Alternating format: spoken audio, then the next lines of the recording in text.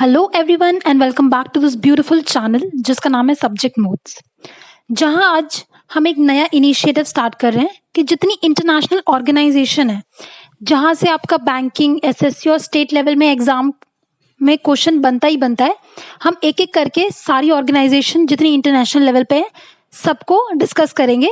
वो भी एक बहुत ही प्यारी सी ट्रिक के साथ जिससे आपको 2 मिनट में सारे नेशंस और उनके बारे में चीज़ें याद हो जाएंगी। और हम ये सारा एकदम इन डिटेल करेंगे और 2020 आज तक के डेट में जितना अपडेटेड है, कौन सा एडिशन हुआ है, कितने मेंबर्स हैं, ये सारी चीज़ें हम उसके साथ रिवाइज करते हुए चलेंगे।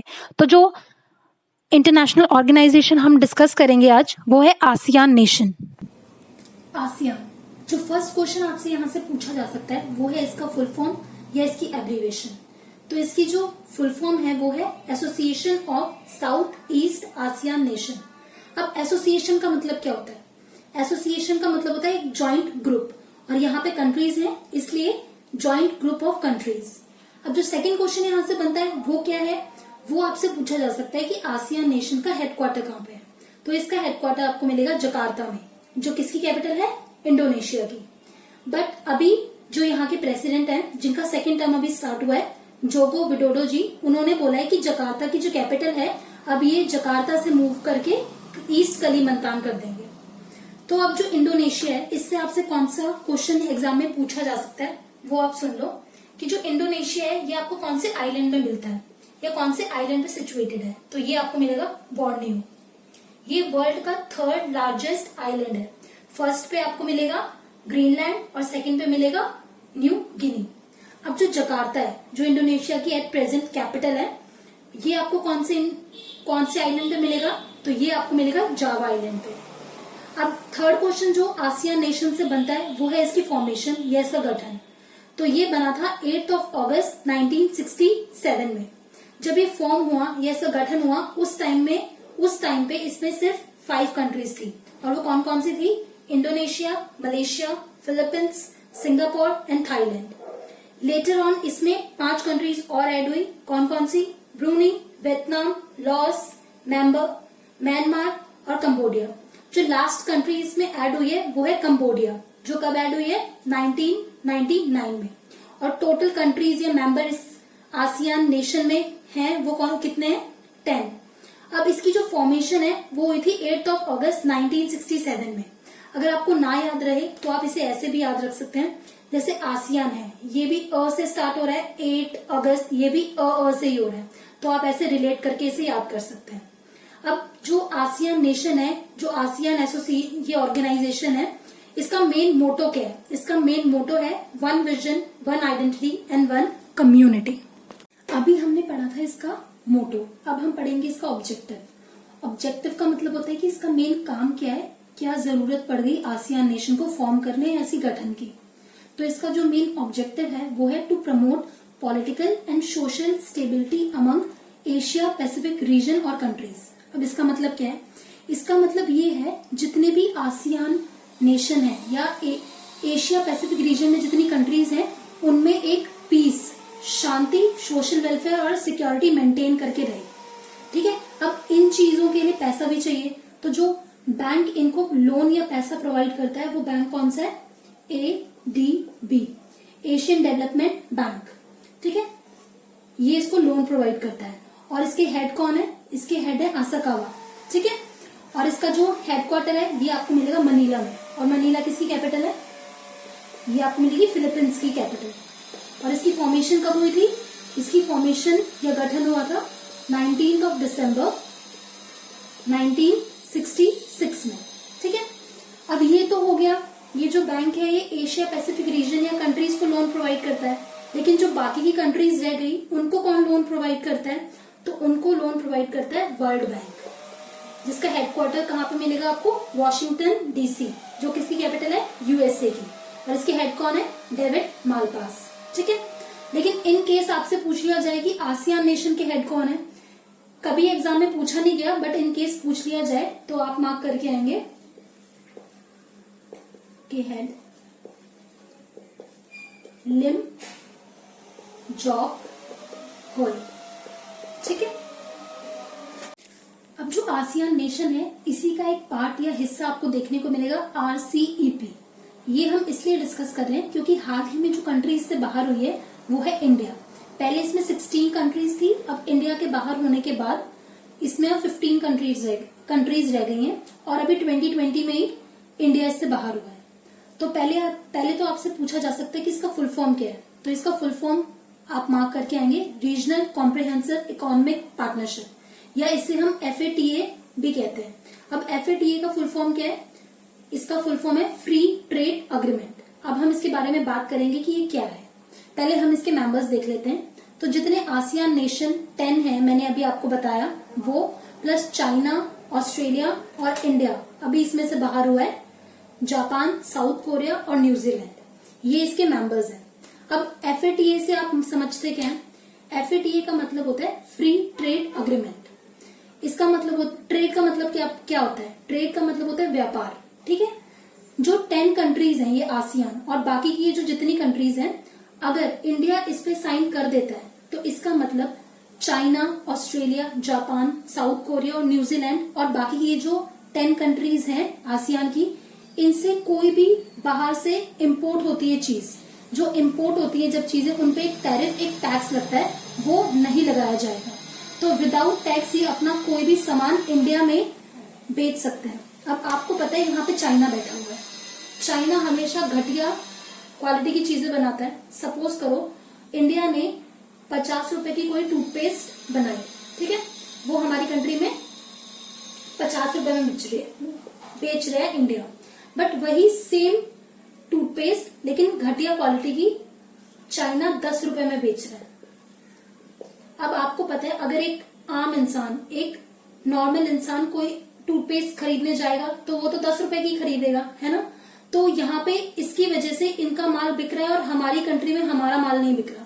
तो हमारी जो GDP है ना, जो इकोनॉमी है, वो डाउन जाएगी और इनकी ग्रो करेगी, ठीक है। अगर ये इंडिया इस पे अग्रीमेंट पे साइन कर देता तो हमारे लिए तो बहुत नुकसान हो जाता। और अभी हाल ही में आपको पता है मोदी जी ने, जो हमारे प्राइम मिनिस्टर हैं, उन्होंने चाइना के 59 एप्स को बैन किया है अंडर विद सेशन 69A, ठीक है।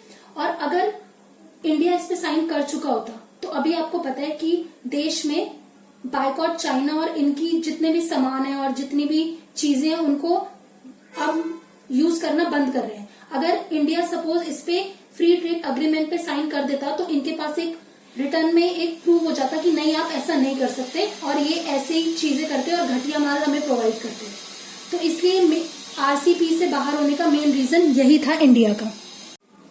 अब आपको पता है जब से 59 एप्स बैन हुए हैं इंडिया में, उसके बाद से हम पहले तो हम चाइना ने हमें इतना ज्यादा खुद अपनी चीजों के एडिक्टेड और डिपेंडेंट बना दिया था कि बिना चाइना की कोई भी चीज, कोई भी ऐप यूज किए हमारा मतलब काम चल ही नहीं पाता था। बट जब से ये बैन हुए ऐप, आपको पता होगा कि वेस्ट बंगाल में अभी हाल ही में इंडिया का फर्स्ट एवर एक स्कैनर जिसका नाम है सेल्फ स्कैन ऐप लॉन्च किया है, वो इंडिया का फर्स्ट है। और हाल ही में जो हमारे वाइस प्रेसिडेंट है वेंकैया नायडू जी, उन्होंने अपना इंडिया का एक फर्स्ट एवर है, ये फर्स्ट एवर क्या, एक सोशल मीडिया ऐप लॉन्च किए, सोशल मीडिया ऐप जिसका नाम है एलिमेंट। तो देख लो, मतलब एक फायदा ही हुआ है हमें तो ये बैन करके एप्स। हम इनके इतने ज्यादा जो डिपेंडेंट थे चाइना पे कि हाँ हर चीज के लिए हमें अब चाइना की चीजों को यूज करना है, अब धीरे धीरे जो 59 ऐप है हम इन सबका भी एक ऑल्टर या एक विकल्प निकाल लेंगे जो हमारी इकोनॉमी को और ग्रोथ करेगा और हमारी जो GDP है वो ग्रो करेगी। और अगर हम ऐसा नहीं, अगर इंडिया इस पे साइन कर देता तो जो अभी हम अनएम्प्लॉयमेंट, आपको पता है कोविड-19 की वजह से इतनी ज्यादा हो गई है, तो मेन मोटिव भी इंडिया का एक रीजन ये भी था कि जो देश का पैसा है वो देश में ही रहे, ज्यादा से ज्यादा हमें एक्सपोर्ट करना है और कम से कम इंपोर्ट। तो यही एक मेन रीजन है RCEP से बाहर होने का इंडिया का। Make in India, vocal for locals, आत्मनिर्भर भारत, ये इसी का एक हिस्सा है। अब देखो एग्जाम में आपसे कौन सा क्वेश्चन पूछा जा सकता है। आपसे पूछा जा सकता है कि आसियान नेशन का 36th एडिशन अभी कहाँ पे हुआ है, ये हुआ था थ्रू वीडियो कॉन्फ्रेंसिंग, क्योंकि अभी आपको पता है कि कोविड-19 या कोरोना चल रहा है। तो ये हुआ था वियतनाम में, और एडिशन कौन सा था? 36। अगर आपसे पूछ लिया जाए कि 2019 में कौन सा एडिशन हुआ था, तो ये हुआ था 35th एडिशन, और कहाँ हुआ था? थाईलैंड में। और 2018 का सिंगापुर में 34th एडिशन था ये। जो फर्स्ट इसका जब ये इसकी फॉर्मेशन हुई थी 8 अगस्त 1967 में, तब इसका जो एडिशन था वो फर्स्ट एडिशन, और वो कहाँ पे हुआ था? वो हुआ था बैंकॉक में, जो किसकी कैपिटल है? थाईलैंड की। इसलिए इसे बैंकॉक डिक्लेरेशन के नाम से भी जानते हैं। अब जो ट्रिक है जिससे आपको ये सारे नेशंस हैं वो याद हो जाएंगे, वो कौन सी है? BPL TV mimics. मिमिक्स का मतलब होता है किसी की आवाजें निकालना, ठीक है। अब B से क्या हो जाएगा? B से हो जाएगा ब्रूनी, P से हो जाएगा फिलीपींस, L से हो जाएगा लॉस, T से हो जाएगा थाईलैंड, V से वियतनाम, M से मलेशिया, I से हो जाएगा इंडोनेशिया, M से हो जाएगा म्यांमार, C से हो जाएगा कंबोडिया, और S से हो जाएगा आपका सिंगापुर। तो एक छोटी सी ट्रिक है जिससे आपको सारे नेशंस याद हो जाएंगे। अब देखो, मैंने आपको कंट्रीज बताई हैं, अब इनके आप कैपिटल भी देख लो, कई बार एग्जाम में कैपिटल भी पूछे जाते हैं। तो जो ब्रूनी है उसका कैपिटल है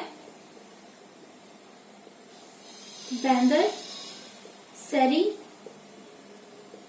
बेग वान। बी से ब्रूनी हो गया और बी से बैंदर हो गया, ठीक है। अब लाओस का क्या है? लाओस की है वियतनाम। इसे आप वियतनाम से मत कंफ्यूज कर लेना। अब जो फिलीपींस है उसकी है मनीला, मैंने आपको बताया था यहाँ पे ADB बैंक का हेडक्वार्टर भी मिलेगा। इंडोनेशिया की है जकार्ता, जो अभी चेंज होके कौन सी बनने वाली है? ईस्ट कलिमंतान, ठीक है। सिंगापुर की है सिंगापुर सिटी, ठीक है।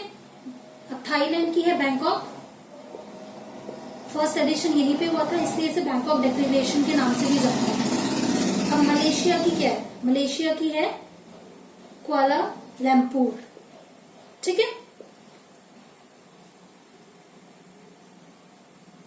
मलेशिया की है कुआला लंपुर, और जो म्यांमार है इसकी है नाई फी त्वा, ठीक है।